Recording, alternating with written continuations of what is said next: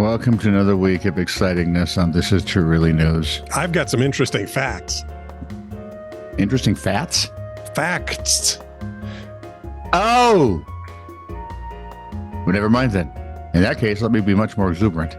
Okay. Welcome to another exciting week of This Is True Really News. I think you nailed it. Thank you. Like, subscribe, and follow us. We appreciate that, and the algorithms love that, and that way we can become filthy rich and achieve our dream of opening a huge compound where the Combses and Verkennises live happily ever after in Foley. Or Akron. Nope, sticking with Foley. Okay. I would consider Toledo. But only for their tomato pesto. Maybe Bozeman. Ooh. You know. My brother used to live out there. Well, we want to be out there for the newspaper. We do. So like, subscribe, and follow us, please, especially that like button. You cannot hit that like button enough. Well, you can, because if you hit an odd number of times, you didn't really hit it. No, if you hit it an even number of times, you didn't hit it. If you hit an odd number of times, you hit it. Because the first time it likes. Let's go with hit it 4 times. No, because that turns it off, you goober. Hit it 3 times. One for the father. No, if you hit it 4 times the way we do 4. Oh, hit it 3 times. You'll either be hitting it 3 or 7. It'll be an odd number. It'll be an odd number, exactly. All right, so, like subscribe, follow. You can leave comments wherever you find us. Gutter, Bodros. And it's Bodros, by the way. If there's anyone around St. Cloud, Minnesota listening, Bodros. Not Boudreaux. Boudreaux. You're right. It's also not Boudreaux. And it's not, you can't get potato salad a la carte. Because I never saw a movie called Bougest. The last remake of Bougest. Well, I did, but it was Casper and his family putting on that. Bougest. Oh, and if you have anyway, if you have questions, comments, conundrums, and snarks, you can leave wherever you find us. And you can also, if they're a little more long-winded, or if you say have a story to share, you can send them at TITR@netradio.network. Like.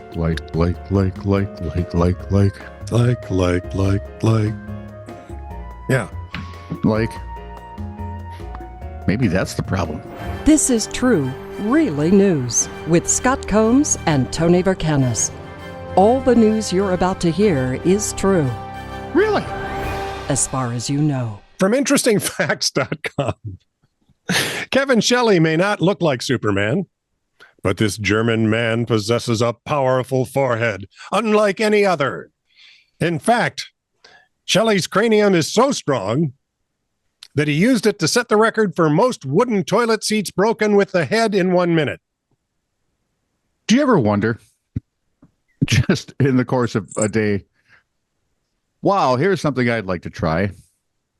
I wonder how many wooden toilet... Well, first of all, I wonder if I could find a lot of wooden toilet seats.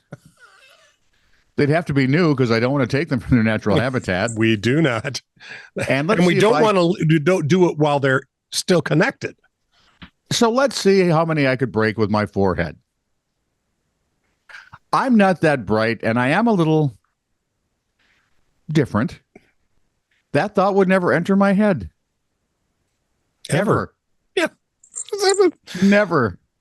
He shattered a staggering, I'd be staggering after the first one, 46 toilet seats with his forehead over just the course of 60 seconds, toppling the previous record of 42. Dear, it's dinner. Hang on, I'll be there in a minute. And then he walked to somebody else's house. Crack. Prior to this feat, Shelley was known as an acclaimed martial artist who held several other records for breaking things with a forehead strike. After this record, Shelley was known for staying in an asylum where they took care of him day and night. And didn't let him have anything near his forehead. Right. Well, he had that callus that stuck out about 6 That's just plain old ordinary stupid right there is what that is. He was invited by Guinness to attempt the toilet seat challenge based on his reputation. And he did so on a German television show called Are You an Idiot? You can find them at areyouanidiot.com. Though only 46 yes. Though only 46 toilet seats were shattered within the allotted time frame, Shelley broke an additional 2 after the buzzer went off. Well, when you're in the zone. Yeah, exactly. According to Shelley, it wasn't the forehead smashing that exhausted him most, but rather running down the line of toilet seats to accomplish the record as quickly as possible. So aerobics is the problem here. Sure. Yep. So it's just such a dumb idea. Oh, they could hire him to demolish houses. Only if they're made out of wooden toilet seats. Oh, yeah. There'd be a flaw in that anywhere north of anywhere. We'll have to go out to Rhyolite. That's where the guy has the house made of bottles. Thank you. When he gets splinters, that wouldn't be pretty. Foreheads bleed. When you think of Oxford, what do you think of? Come on, Oxford. The type of dress shirt that I like the most. No, you don't. You think of colleges. Do I think of colleges, Tony? I hate you. You're welcome. You and that asinine cap you insist on wearing. It's not asinine. It's stupid. Apologies. Thank you. Bite me. Oxford, Mississippi is probably not what you think of when you think of colleges, but they are a college town, and they had to close a street after a delivery truck dropped dozens of cases of beer. Right now, the University of Mississippi must be, is that Ole Miss? Must be so proud. The Oxford Police Department did post photos on social media, because why wouldn't you? Yep. Asking drivers to please, if you would, avoid the area for a while. Please use another route. And no, you cannot come and help clean up. This one looks damaged. Let me check. Yep, it's open. To which almost all of the Oxford students applied for transfers. Yes, exactly. I mean, come on. This is like college boy heaven right here. All they need to do is get like a Pringles truck to turn over nearby, and they're ready. Oh, I just have them get a bunch of French fries and yeah, there you go. Order from McDonald's down the street. Sure. How many you need? 400 million packages, please. You want them cooked? Hang on. For now, yes.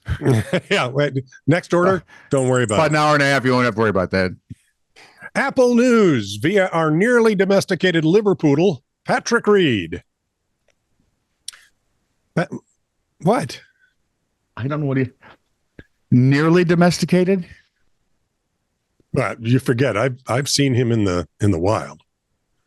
Is he married? Yes. He's domesticated. You've only seen him when he didn't have his shot collar on. Passengers on a round-the-world cruise. Round-the-world cruise, I say. So it's a cruise that goes around the world? Yep. Well, sort of. Until it reaches the edge? Well, they reached Belfast. That'd be the edge. They've been in the port for 3 months. I can't imagine Belfast being that entertaining. Could be, but I just... Villa V Residences Odyssey arrived at Queen's Island in the Northern Ireland capital to be outfitted before it was scheduled to leave on the 30th of May for the first leg of a 3-year cruise. Correct me if I'm wrong here. Yeah. But that would be on the North Sea. I don't think so. No. They're in, where are they? Around the world? Belfast, Northern Ireland. Yeah, but it would be on the North Sea. It might be on the Atlantic side. It was a cruise. Yeah. If you're on the Atlantic side and you're up that far, you're in the North Sea. Summer feels like winter to most people. We'll let the liverpoodle tell us. Like, I'm going to trust him. What if he has a shot collar on? Probably is doing propaganda. But the ship has still not left thanks to problems with its rudders and gearbox. Florida resident. How long? 3 months. They've been stuck there 3 months. I would get a new mechanical team.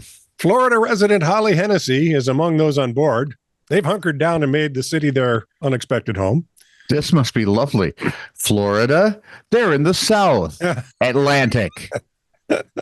Traveling with her captain has meant the self-proclaimed cruise addict has been unable to leave Belfast while waiting for the ship to be ready.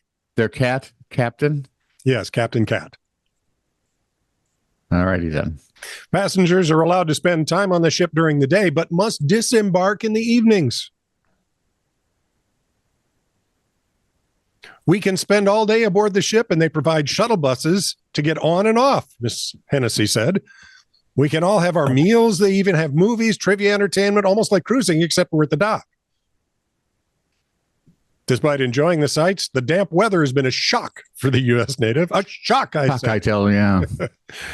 I've never had so much use for an umbrella in my life, she said. That's true. Passengers on the cruise were given the option of buying. Do they sell sunscreen in Britain? I don't think they need to. I wouldn't. My favorite thing this makes me laugh, and I'm sure Patrick must laugh when it happens because he lived here for. Does Patrick ever laugh? Years. He's married, yes, heartily and mightily, I might add. Let me try it again. He's married, you know.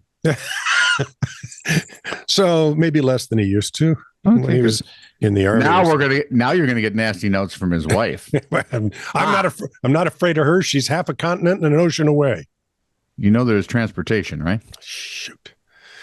Anyway, passengers on the cruise were given the option of buying their cabin outright rather than paying a daily rate for their room like a traditional hotel. It allows them to remain on board beyond the Villa V Residency's Odyssey's initial 3-year tour. A 3-year tour. The company says they're trying to do everything they can to relieve the anxiety of passengers by planning trips and other cruises or putting them up in hotels. Angela and Stephen Theriak lived in Nicaragua and have made the most of their wait. Since May, they have traveled by train around Spain, taken weekend trips to England, and visited Greenland on the other side of the Atlantic. We are travelers, and we want to make the most of the place we are in, said Ms. Theriak. We keep teasing that we will apply for residency here in Belfast. Her husband, Stephen, said the right words. We've eaten in every restaurant and had a Guinness in every pub. It's all part of the adventure. What you got to start doing is having multiple Guinnesses in every pub. So join us here every week, my friend. You're sure to get a smile. Clive Owen, by the way. That's it, Clive Owen. Yeah, for those of you wondering. Mm-hmm. For those of you not wondering. Are you going to pay this off? Are you going to tell them? No, it's Clive Owen. Yeah, you're right. It is. Yeah. If they don't know that we're talking about Sam Spade. Well, Monsieur Spade. That's true. It always strikes me as weird because Sam Spade was the classic. He and Philip Marlowe. Yep. Were the classic noir guys. Right. Dark movies, weird endings. They're trying to do this. About as cheery as a morgue. Right. After a hurricane. And they're trying to do this as best they can with, few subtle attempts at humor, which are not bad. They're pretty good. Which is what they do in film noir. Yeah, it's nice. It's a really interesting series. And I like Clive Owen, so. Yeah. File this one under my This Must Be Awkward Now at the water cooler. Here. I'm going to file this under my This Must Be Awesome here at the Drunk Tank. From KDV. No, it's the water cooler. From KDVR, a group of 15 hikers on an office work retreat ended up separated from one hiker who had to weather a night in the mountains and sustained injuries as a result. Can you tell it's from Michelle? Yeah, there's always stuff like this. Thank you, Mrs. Finucci. We appreciate it. It all began. Go to your room. It all began on a Friday night just after 9 for rescue workers. The Chaffee County Search and Rescue South was notified of an overdue hiker. He was last seen wearing all black. So he'll be easy to spot. Should be able to see him real easily. He was on the Mount Chavano Standard Route, or route, depending on how you go with this. The rescue workers were told a group of 15 hikers on a work retreat left the Blanks Cabin trailhead at sunrise on Friday and split up. At 9 o'clock that night, SNR was on the scene. One group was completing summit attempts. A second group was ascending to the saddle. Just horsing around. Then returning from there. However, as happens with human beings, one hiker was left to complete his final summit push alone. I'm not sure he was left to do that. I'm thinking he was just dawdling, and Yeah, likely. so he reached the summit about 11:30 the next morning, according to the Chaffee County SAR, but became disoriented when he went to descend the mountain. Well, because when you're descending, it's all the way down there. I was going to say, just fall. You'll get there. You don't want to do that on a mountain. Like gravity take over. I've seen Deadpool. I know what happens when you fall down a mountain. When he looked for items left in the boulder field to mark the descending path, the path markers were, you may have guessed, gone because they didn't need him anymore. Everybody had picked him up on the way down. Yeah, there we go. The hiker attempted to descend, according to the Chaffee County Agency, but found himself in the steep boulder and scree field on the northeast slopes. Oh, I hate scree. I have pictures here. It's toward Chavana Lake. Yeah, but I hate scree. Scree is... Ugh. Concerned for himself, he sent a pin drop to coworkers already descending. So maybe a little buttered help. Pin drop. It might be a pin drop on a map. Okay. The coworkers informed him his route was wrong. To climb back up the slope and regain the trail, please. At which point I'm muttering to myself, I never should have touched. Yeah, hell no, I'm not going back up. What am I doing here? About 3:50 in the afternoon, the hiker had nearly regained the ridge between Chavano and Tabagauchi and sent another pin drop to his group that he was near the trail. Shortly after sending that message, the search and rescue folks said the hiker was assaulted by strong storms with freezing rain and high winds because you are, after all, dressed on in a black. Mountain. Yeah. You may have guessed the strong winds, freezing rain caused him to become a bit disoriented again and led to him losing his cell service. He's now in Guadalupe. Oh, it wouldn't go that far, but it could be in New Mexico, I bet. It's possible. Maybe if he just fell down the mountain, he'd end up in Mexico. So now we're 5 hours later, about 9 o'clock. The search and rescue teams were told the hiker hadn't returned. Drone pilot and 2 teams on foot were sent into the field from the Blanks Cabin trailhead, finding the last known point the hiker had been on. Teams focused on clearing the standing route and the Chavana Lake drainage. Ooh. Search teams battling winds and freezing rain as well, making reaching the summit unsafe and preventing the drone operator from flying. Just figures. Could you imagine trying to fly a drone in that? The aerial search was bolstered, though, by a helicopter, but despite flying several search patterns through the area, pilots did not find artificial light apart from search teams. Teams on foot stayed in the field until 9 the next morning with no trace of the missing man. So now we're Saturday. Second search team was organized at 10 a.m., and as teams began to enter the field, the hiker regained enough cell service to call 911. Hello? So he didn't lose his phone, just his service. Okay. He was located above the Norfolk drainage in the gully below Espire Point. Which is on the trail? It's right here. Oh, I should have seen that.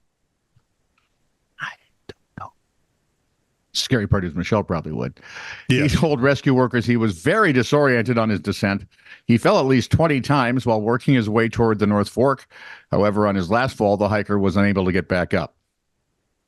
That's never good. Help, I've fallen and I can't get up. What was the... Clara Peller. Should have had the clapper. Rescue worker, yeah, but you sounded like Mrs. Wolowitz. Rescue workers were able to extract the hiker safely. His health is stabilized before he was transported to the hospital for further care, according to the search and rescue people. The hiker was phenomenally lucky. Really? To have regained... Oh, I'm sorry. I should have read more. To that point, I don't think that's luck. To have regained cell service when he did, and to still have enough consciousness and wherewithal to call 911. Wouldn't it be probably just a butt dial? Though he was located in a tertiary search area, it would have been some time before teams made it to that location on their own. He really was disoriented. He was lost. He needed the agency reminded hikers, please always hike with a partner, pack bright clothing, and remember to pack the 10 essentials for the trail. The first of which is don't go on the trails. Right. Yeah, stay in the chalet. If you're down below, look up at the mountain and go, wow, that's cool. Chat up the bartender. If you're higher up on the mountain, look down from the mountain and say, wow, that's cool. Order the drink of your choice. There you are. There's a chalet. There'd be a fire burning. Yeah, it'd be lovely. It'd be very cool. You could read a book about, well, read the Iger Sanction. Probably not the Iger Sanction. You could read Alone. No, probably shouldn't read that. You could read a book about people crossing into the west of the United States and trying to get through mountain passes when sudden snowstorms. You're talking about Donners? Yes, as a matter of fact. Blitzens? Yeah. Donner party of who knew that the reindeer were cannibals? Really? This is true, really news. Send email to TITR@netradio.network.